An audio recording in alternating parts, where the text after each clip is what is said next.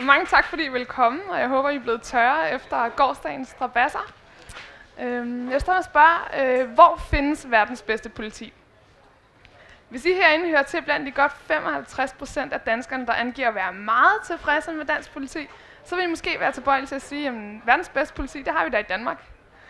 Danskerne oplever ifølge statistikker politiet som effektiv, tryghedsskabende og hjælpsomme, og de oplever, at politiet gør det bedste med de midler, de har til rådighed. Men gør det dansk politi til verdens bedste? Kan man overhovedet sammenligne politiarbejde fra et land til et andet? Og kan danske betjente lære betjente i andre lande noget som helst om politiarbejde? Hvert år udsender EU godt 500 politibetjente fra de 28 medlemslande som såkaldte politieksperter. De skal undervise og rådgive lokale politibetjente i nogle af verdens brændpunkter. Steder såsom Somalia, Afghanistan og Irak, der længe har været plaget af væbnet konflikt og uro. Her underviser de lokale betjente i alt fra anholdelsesteknikker til førstehjælp og stresshåndtering, sådan at de lokale politikorps måske på sigt kan være i stand til selv at levere sikkerhed i landene. Som antropolog fandt jeg det her fænomen ekstremt interessant, fordi det rejser nogle grundlæggende spørgsmål om politiets profession og kompetencer. Kan man overhovedet tale om, at politiet udgør en samlet global profession? Og hvis man kan, er det så muligt at overføre politibetjentes ekspertise gnidningsfrit fra et land til et andet? Og hvilke relationer opstår der mellem udøvere af et fag, der på en gang har en masse fællestræk, og samtidig er meget afhængig af den kontekst, det udfolder sig i? For at blive klog på alt det her, så tog jeg på feltarbejde.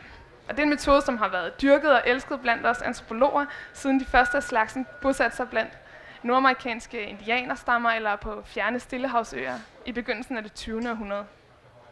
Jeg valgte at bosætte mig i et stor, hvid, pigtrådsindhegnet villa i Djibouti, som er et lille bitte land, der ligger i et roligt hjørne mellem Somalia, Etiopien og Eritrea på Afrikas Horn.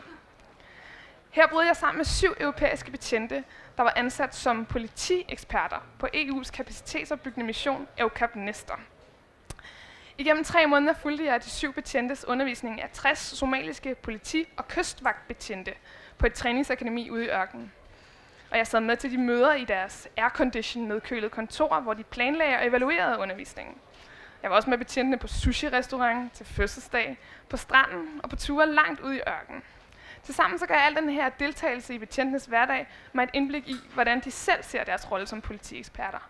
Og det gav mig en forståelse for nogle af de udfordringer, der udspiller sig, når deres europæiske erfaringer med politiarbejde skal anvendes i en ganske anderledes kontekst.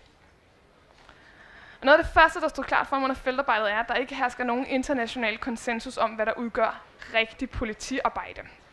Alene inden for EU er der kæmpe forskel på, hvordan medlemslandene har opbygget politiorganisationerne og har tilrettelagt politiets uddannelse.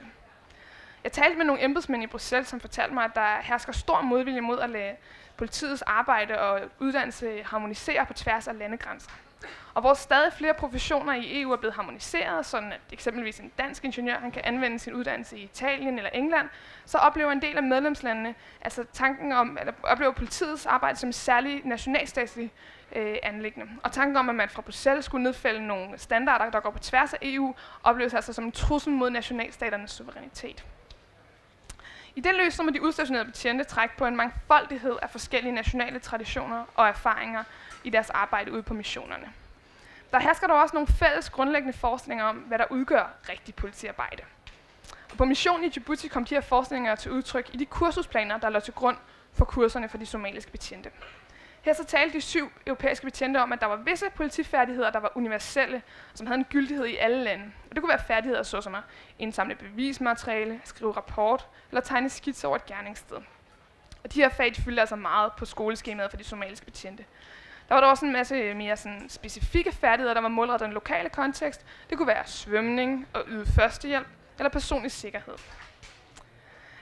Når jeg spurgte de europæiske betjente ind til, hvilke overvejelser der lå til grund for, hvordan man havde tilrettelagt de her kurser, så blev de ved med at betone, at de var udviklet i henhold til internationale standarder. Det var altså et udtryk, der gik meget igen blandt de her betjente. Men det blev aldrig helt specificeret, hvad det var for nogle standarder, der her var tale om.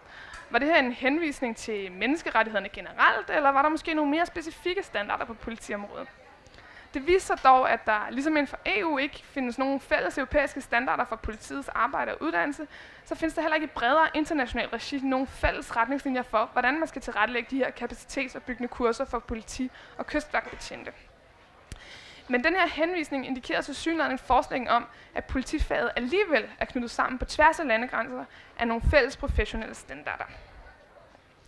Det viser dog løbende, at undervisningen ikke altid stemte helt overens med den virkelighed, de somaliske betjente arbejdede i. Det blev blandt andet synligt en dag, hvor den franske betjent Guillaume skulle undervise betjentene i faget efterforskning til søs. Her indledte han faget med at spørge ud i klassen, hvor mange af de somaliske kystvagtbetjente, der kunne sejle. Kun en lille håndfuld rakte hånden op.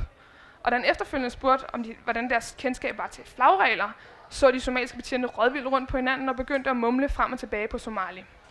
Det viste sig efterfølgende, at man i deres provins i Somalia slet ikke brugte flag til at signalere under sejlads.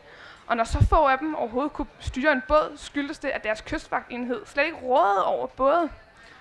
I det lys så fremstod en del af det, Guillaume efterfølgende skulle undervise dem i, helt omsonst. Og samme problematik gjorde sig også gældende i en lang række andre fag. Også her afspejlede undervisningen ofte snarere en de europæiske betjentes egne erfaringer med, hvordan man udfører politiarbejde, end den somaliske virkelighed. Så færdigheder såsom at betjene et digitalkamera, skrive rapport og tage fingeraftryk, er selvfølgelig helt essentielle for en dansk politibetjent, der arbejder med efterforskning. Men for de somaliske betjente, blandt hvem mange hverken kunne læse eller skrive, så handler politiarbejde måske i højere grad om at levere den allermest fundamentale sikkerhed for sig selv og for de øvrige borgere.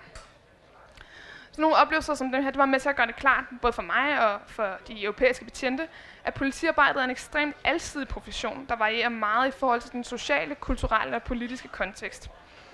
Og de udstationerede europæiske betjente hørte alle sammen til blandt de fremmeste inden for deres felt hjemme i deres hjemland. Og de var altså med rette politieksperter i en europæisk kontekst. Men samtidig så lå den her ekspertise langt fra de faciliteter, der prægede de somaliske betjentes hverdag.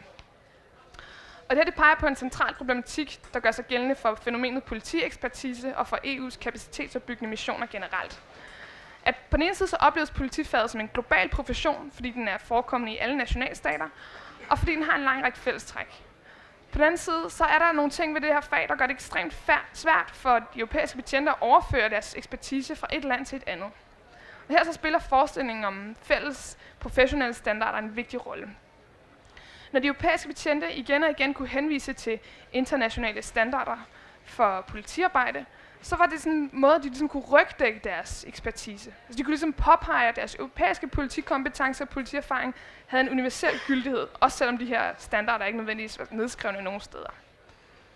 De gode nyheder, hvis man skal sige på den måde, både for de somaliske og for de europæiske betjente, var, at det var ligesom tydeligt hele vejen gennem mit feltarbejde, at mødet mellem de her to grupper meget forskellige betjente førte til en fornyet refleksion over politiets rolle i samfundet. De europæiske betjente beskrev at være blevet meget mere tålmodige og tolerante, efter at have erfaret de forhold, som betjente andre steder i verden arbejder under. Og de somaliske betjente beskrev europæerne som rollemodeller. Og de beskrev, hvordan det at deltage i den her undervisning havde givet dem store forventninger til en lysere fremtid for Somalia, hvor politiets faciliteter og tekniske muligheder for at bremse kriminalitet og uro var langt bedre. Så selvom det kan fremstå helt absurd at undervise et digitalkamera til betjente, som ikke engang råder over en computer, så kan den her undervisning altså være med til at give dem nogle konkrete perspektiver for, hvordan deres arbejdsdag måske en dag med den rette udvikling kan komme til at se ud. Og samtidig så binder undervisningen betjentene sammen i et forestillet globalt fagfællesskab, som er knyttet an på ideen om nogle fælles professionelle standarder.